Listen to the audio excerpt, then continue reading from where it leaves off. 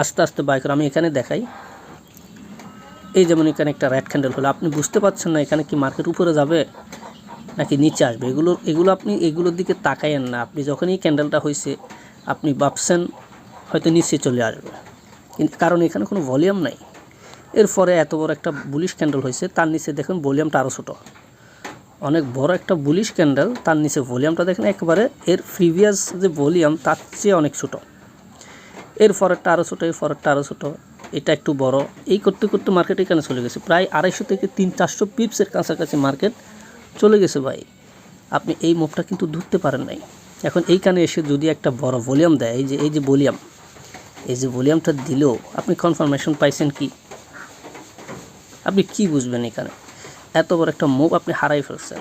এইখানে না হয়তো মাঝে মধ্যে একটা আপনি ধরতে পারবেন, এখানে একটা বড় ভলিউম হয়েছে, এখানে সেল নিছেন আপনি, কিন্তু দেখা যাচ্ছে আপনার এসএলটা হিট করে তারপর নিচে আসলো। আলটিমেটলি কিন্তু আপনি ধরতে পারেন নাই মার্কেটটাকে। এখন আমার কথা হচ্ছে, স্মার্ট মানি যখন এইভাবে কম ভলিউমে মুভ করে আপনাকে তখন এই মুভটা ধরতে হবে। আপনি যদি চিন্তা করেন এইখানে ভলিউম নাই, মার্কেট যে কোনো মুহূর্তে ডাউন হতে পারে, তাহলে কিন্তু আপনি এই মুভটা ধরতে পারবেন না।